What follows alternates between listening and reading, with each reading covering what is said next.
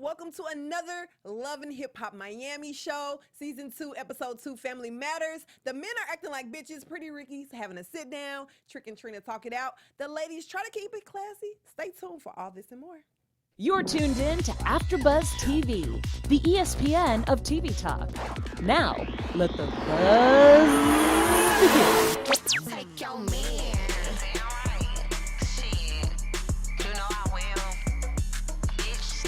I won't take your man, but Amara, she might, okay? That's what's going on in this episode. A lot is happening.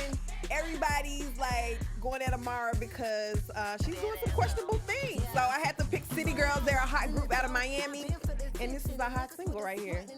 So we're gonna get right into it. I'm your host, Miss Conversation Peace, and this episode, my overall thoughts were, I just want everybody to get along. I know that's not a good episode, so I did love this one just because it was a little drama, but I felt like a lot of people were over the top and doing a little too much for no reason.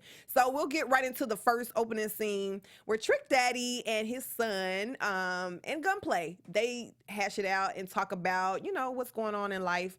And we find out that actually, Trick Daddy's son is a scholar. He lives in Tennessee. He's visiting him for the summer, and he's a really good kid. And also, Gunplay has a 14-year-old, and he talks about his son and how he's also doing well in school. And it's just amazing to see that these gangster rappers have such well-rounded children.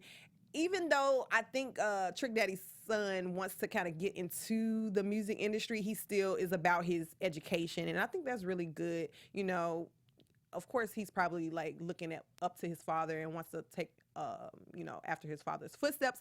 But it also says a lot about the women that they're picking and how they're being mothers to the son. So I think that was amazing. And actually, the conversation that they were having, they were just talking about how having the right woman, it is detrimental to your life. It could, you know, basically make or break you, because a lot of times, you know, when you're a gangster and you're out in the streets and you're a street dude, you can make bad decisions because you don't have anyone to go home to.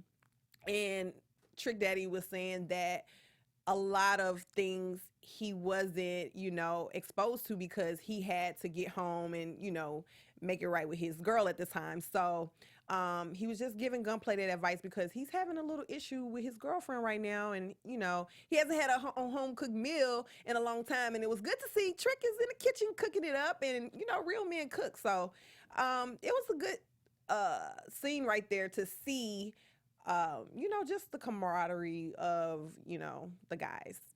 So I think that, you know, also the whole situation with Trina is kind of strange because Trick has so much, I guess, respect in his mind for women and how they can, you know, enhance your life.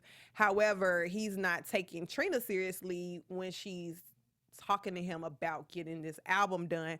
And, you know, that's kind of the issue that they're having. We'll get into that later on into the episode. Right after that, Spectacular, he's still in Miami. I'm sorry, he's still in LA, about to head to Miami, and he gets a chance to meet up with some of the Hollywood cast. We see Fizz and Ray J, and they're giving him some advice before he hits the plane and heads to Miami. So basically, you know, Fizz is part of B2K. Ray J is, you know, family business in the music industry, and so they're perfect to give him some advice. And one thing that he was telling them is that the group basically came back together after so many years, and they couldn't get along. They got into a fight in Cincinnati.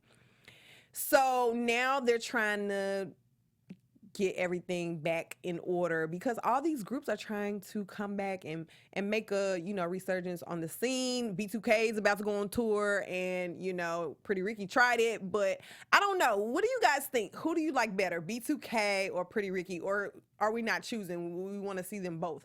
Let me know in the group chat or live chat what you guys think about that. I would love to hear your thoughts because I don't know. I think I was more of a Pretty Ricky fan, but I did like B2K. So I think I want to see both of them. But basically, he's getting into the real reason that they can't get along. And it's just a personal beef. I don't know if it's, um, he doesn't even know exactly what it is. And that's another reason that Ray J and Fizz told him to basically have a sit down with everyone, let them hash it out. That's something they haven't tried. And, Spectacular was willing to, take that as an option and go ahead and set that up with the crew. And we'll get into that later. We find out that one of the reasons is the actual group was managed by Spectacular's dad. Spectacular and his dad have a, tumultuous relationship, and they're not really getting along. And then he's closer to some of the other members of the group. So it's like, it's family problems plus business problems and group problems. So it's a lot going on there. He tells us his dad is a Miami street dude, and he's been to jail and all this stuff. And basically, he's just been a negative energy source whenever he's speaking to him. So that's kind of where the rift is between him and his dad. So hopefully they work that out, and then that in turn will help the group get back to being together.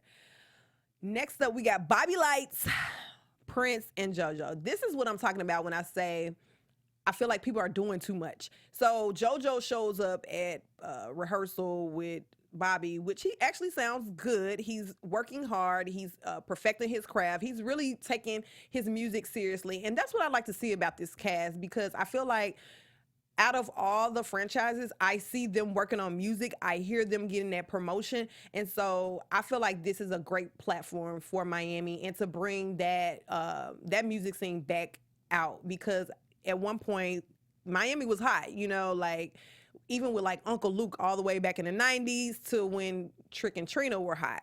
So I definitely love to see the cast working and doing their thing. And like I said, Bobby sounds good, and I think he's going to be an awesome performer once he gets his big break. However, JoJo shows up because she wants to talk about like all the messy drama that's going on. And turns out that she has a problem with Prince because of something that somebody told her. So basically, she's saying that Prince has motives to be friends with Bobby, which I'm really unsure of what that motive could be, and Prince is unsure as well. However, JoJo is coming real aggressive. Prince is not, having it, and it's kind of like weird because he's a man and she's a female, and we don't want to see that kind of disagreement going on where it gets almost physical between a man and a woman. However, JoJo actually puts her hands on Prince, and he goes ballistic. He runs out. He takes his shirt off. He's just like livid. And, as a result, him and Bobby kind of fall out. And it's also kind of confusing because he says he's known JoJo for 10 years. They're super close. However, she's like, oh, yeah, basically I've seen you around, but we're not super close. So it's kind of funny to see how people, have different takes on a relationship and how they feel one person is close and one person feels they're not close. So I just was taking note of that, and I'm just like, okay, well, I don't know why he turned up so much. Like, first of all, whatever she was saying was not even a big deal. It was petty. They could have talked it out like normal, rational people. So I don't even know where that came from. However, I do understand Prince's frustration because he takes a lot of flack for being friends with with Bobby. And Bobby, he's gay in the industry, and people always have something to say. They're also saying that Prince is gay just because he hangs out with him. I mean, when I first saw Prince, I, felt like he was metrosexual, but we can't judge him. He says he's straight. He had a girlfriend. So until he's ready to come out the closet, I won't bash him online like everybody else is doing. So hopefully we can see the real Prince and see, what he has going on and whatever he wants to share with us. However, we meet a new cast member. I don't know if you guys have heard of Chaotic, but he sounds really dope on the show. And that's another person we get to see, his music. And also he meets up with Tip Drill at the house, and she's getting her hair done by his sister at the house. And that's some real hood stuff right there. Like usually, most ballin' females, you go to the salon and get your hair done, but She pulls her wig off. She doesn't even care. Tip is keeping it too real out here on this TV. She's out with her braids. Like, if I pull my wig off, I have some braids under here, the Cleo braids from Set It Off. But I'm not gonna do that, But she don't care. She's getting her done on TV, and basically chaotic. He's joking and petting her wig like a dog, and it was pretty funny. So he's a big jokester and a gangster at the same time. He has all these tats on his face. It seems like all the rappers in Miami has all these tats on their face. So I don't know what's up with that, but he's definitely interested in Tip's friend, Joy. And Joy, she kind of acknowledges the fact that she doesn't even know if Chaotic would be a good fit for Joy, but she wants to hook her up just due to the fact with everything she's going through with Trick Daddy. She needs an outlet, somewhere to have fun, and maybe this guy could be it. He seems pretty cool and funny, so we'll see what happens with that when they meet later on in the episode. I don't know. If I was a friend, I would try to hook my girl up with someone who is good for her, but there's nothing wrong with having a little fun, I guess. Let me know what you think about that in the live chat or in the comments. Next up, Trina. She has a boo. We met him before, and they were friends first, which is, I feel like, the best way to build a bond and to build a relationship. So, with her being a woman in the industry, I'm always very cautious of seeing women, date guys who are not in the industry per se or in the limelight per se when they are, because I feel like they can get taken advantage of, i.e. Britney Spears and a couple others, Halle Berry, these guys who are not on their level, take them down through there. So I feel like they have a real bond. He is a good listener, Trina says. He gives great advice, and they have a great bond. They're moving in together, and I think it's really cute. I don't know if she paid for the house or he paid for the house. We don't know. I'm going to have to do some research on Mr. Ray and see what he has going on and what he's bringing to the table, because my girl can't go out like that. She's a diamond princess. She's been holding it down. I don't think she needs to be taking care of no man, but I don't know. She's the baddest. We'll see what happens. Sometimes when you're an alpha female, I think it's kind of hard to find a man that will put you in that submissive role, but they seem to have a good dynamic going there, so we'll see. He basically gives her some advice on the whole Trick Daddy situation, because the last performance that she had, we saw Trick cut her mic off, which was totally disrespectful. He's not even going to the studio. He's not doing what he's supposed to be doing. He's holding her up. She's trying to grow as an artist, and she just doesn't know what to do. And so as she's venting to her boyfriend, Ray, he tells her, you need to do exactly what you just did. Go talk to Trick and work this thing out. So she does just that, and then we meet up with Amara La Negra and Jojo in dance class. They have a little girl talk, and they get into the whole Prince situation where she tells her she pushed Prince. And I mean, like I said, women shouldn't be putting their hands on a man. I think that's something that Amara should have been telling her friend for sure. Because that a man is not supposed to retaliate or put his hands back on you. But if he does, you're in the wrong for starting it. So that's how I feel about the whole situation. She also tells Amara that the word on the street is she's trying to take everybody man. That's why I chose the song City Girls, because it seems like Amara's out here just in everybody's DMs. She basically says, I didn't try to talk to her man, but I was in the DMs, and I don't know why these girls are having these problems. Tip is also having the same problem, because she says that her friend says that she was in Gunplay's DM. So I don't know what's going on with Amara, but she's starting to look a little thotty-ish. So we'll see if it's true or not later on in the episode. Tip and Jessie, they actually get together at her podcast. Shout out to Tip for doing Tipsy Tuesdays. Shout out to you, because, we're doing a podcast here, and I see what you're doing, and I love the promotion that they're getting. I just love to see everybody working and doing their thing. Her show seems pretty dope, and she's giving women a platform like Jessie, who's back in the area and trying to get her music heard. And Spectacular, he also is coming back into town with his whole family, his fiance and child. He meets up with the crew, the rest of Pretty Ricky and his mom, and they kind of talk about the wedding and, things that are going on and the fact that he's still estranged from his father. He doesn't even think that he's going to invite his father to the wedding. And I just think that's so crazy. I hope that they can work out this whole situation because I feel like, the manager is a big part of the success of an artist or a group. And so Pretty Ricky were pretty successful. So if they could just get these emotional issues out of the way, maybe therapy, look at group therapy. I don't know. Never seen a group therapy for an R&B group, but maybe they should try that. Dad, basically what I found interesting was when Spectacular's dad got out of prison, Blue ended up moving with him, which his dad's name is Blue. And I'm like, I don't know if his name was named after him or what, but it seems like Blue is close to Big Blue more than Spectacular is. And I thought that was very strange. And then, the mom is actually having an issue with the fiance because she feels like she's taking her baby away.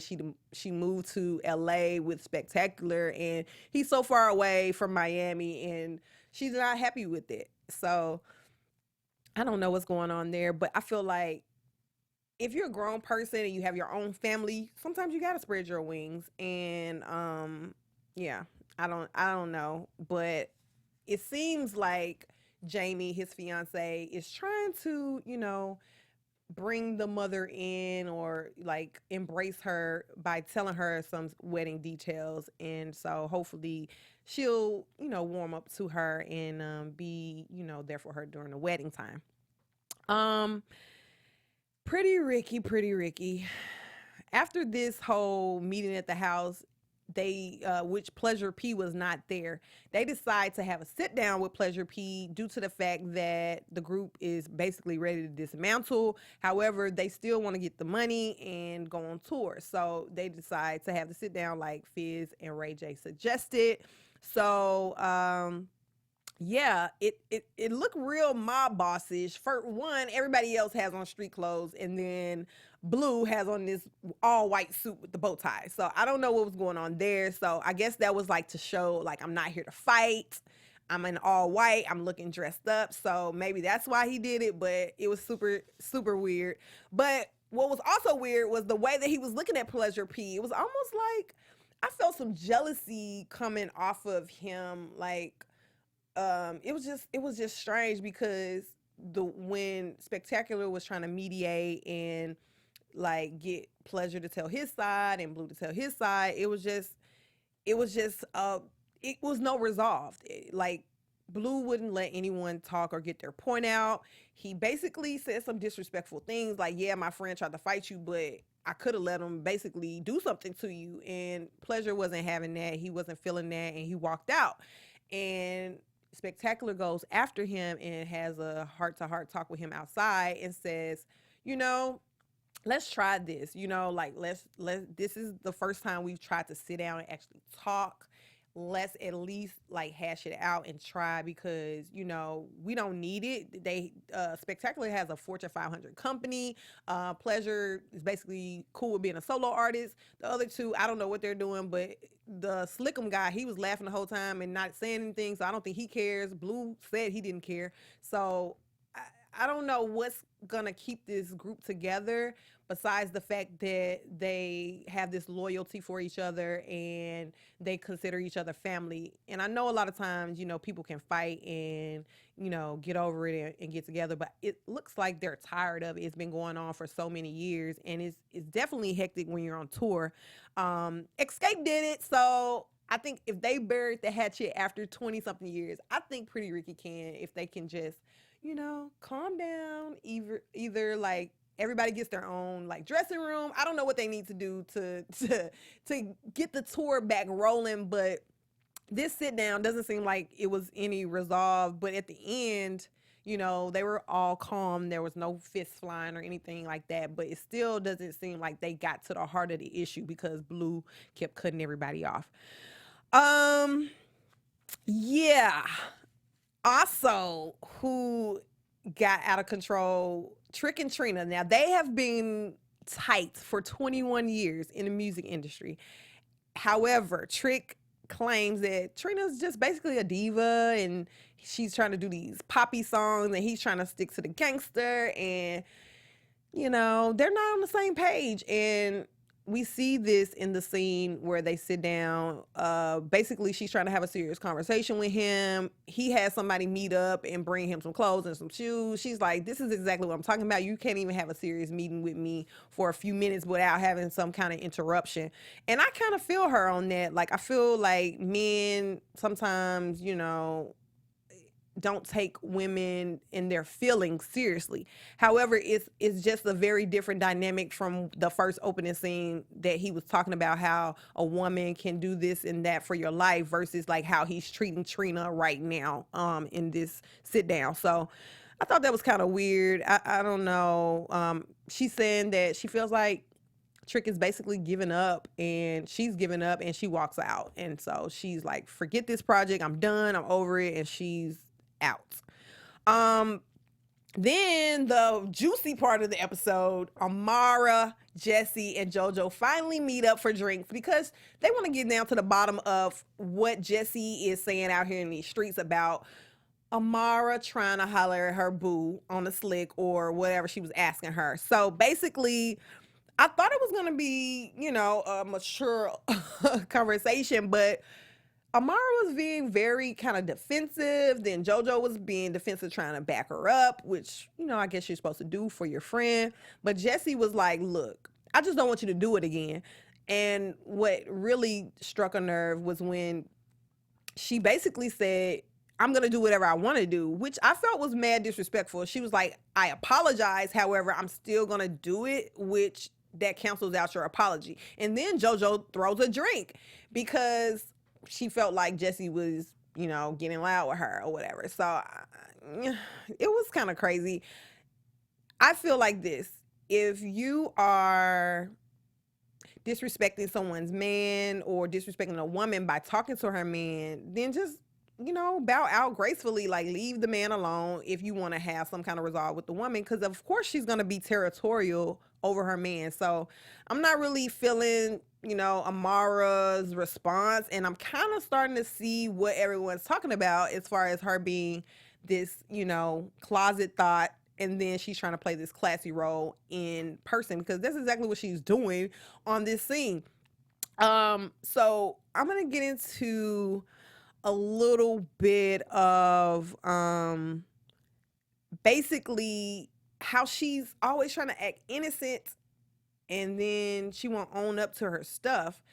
I don't know. I'm going to get into it later in predictions as far as like how she can, how she's going to react to the next situation that she's going to be in with the next girl who's going to bring up like, why are you talking to my man? So I don't know what's going on, but Amara, she's looking real shady right now.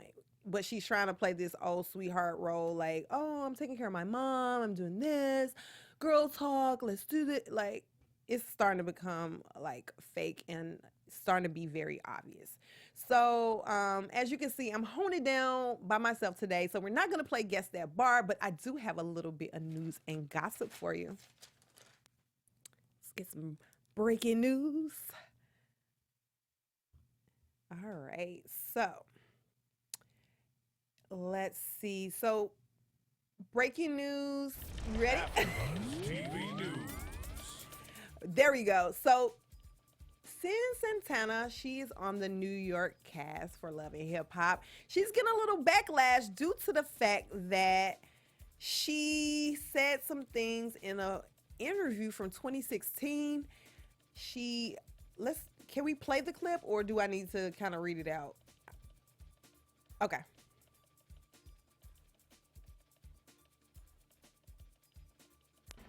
Hispanic men are way more possessive, and black guys cater to us Spanish girls, especially. Like they, you know what? Let me not even get into that. Oh, she's gonna get herself in trouble now. The black girls, yeah. Nah, I didn't mean it like that, but black girls gonna take it personal. Okay. Nah, but So that's what Sin said. This was 2016. Her response is she wants to clear up the confusion. She says she was very young at that time. She wasn't able to articulate what she really meant, which I still don't understand what she really meant. But she's basically saying she doesn't have a problem with black women, and she doesn't feel like what she said was right. So she did apologize, but people are saying stuff from a long time ago, and it's catching up with them, but.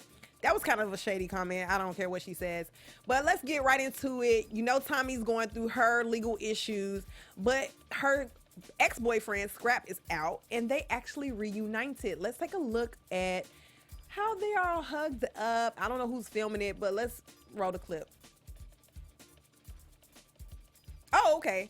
Oh, sorry. There was a clip, but right now we just have the picture because his baby mama ends up in the shade room comments and says, because somebody commented to her, "You seen this?" And she said, "Y'all check on Moniece Slaughter, not me. Moniece is from the Love and Hip Hop Hollywood cast. Moniece is the one he's been screwing. Y'all knew my baby daddy was wild." So Tia's not feeling him anymore, and she says Moniece is feeling him. So I don't know what's going on. We didn't know about this, but there's some tea right there for you. That's it for the news and gossip. Let's get right into the predictions. And now, your AfterBuzz TV predictions. All right, here's what I think is going to happen in my crystal ball. Okay, Veronica Vega, we see her breaking down. She's talking to Polo the Don, her producer. He's like, "Girl, you're not bringing in no money. You're a waste," basically. So I think she's not going to get too far. Those comments that she made in the last season kind of ruined her. And I don't know how she's going to come back from that. Those sob stories and tears. I don't think anybody's feeling that. Also, Gunplay and his girl, they're still having issues. I think they're still going to get back. I feel like Gunplay is trying. He still seems to be sober, so I feel like, if he has a clear mind, he'll be able to get his girl back, the same way he got her the first time. And Shay and Trina and Joy sit down. Now here, I was thinking it was going to be a little classy talk, but then when I saw Joy come in very angry, I'm like, well, why did you even agree to sit down, girl? You still hostile. The girl's trying to apologize. She's trying to be cool. So I don't know what's going on. I do know that Shay, ran after her trying to fight her. So that could be, something that is no turning back. So we'll see. But I don't think that Joy and Shay will ever get a resolve. That's my prediction right there. I'm your host, Miss Conversation Piece. Thank you so much for sitting in with me. It's been real. It's been fun. Next week, I'm going to have the rest of my panel with me. We're going to be talking about all this stuff that I'm predicting right here. If you want to follow me on Instagram, you can go to Conversation PIECE, or you can tweet me at MISS Convo Piece. And please, please, please like, comment, subscribe to our YouTube channel, and give us a 5-star rating if you're listening on iTunes. Thank you so much. Have a great night. Our founder, Kevin Undergaro, Phil Svitek, and me, Maria Menounos, would like to thank you for tuning in to AfterBuzz TV. Remember, we're not just the first, we're the biggest in the world, and we're the only destination for all your favorite TV shows. Whatever you crave, we've got it. So go to AfterBuzzTV.com and check out our lineup. Buzz you later. The views expressed herein are those of the hosts only and do not necessarily reflect the views of AfterBuzz TV or its owners or principals.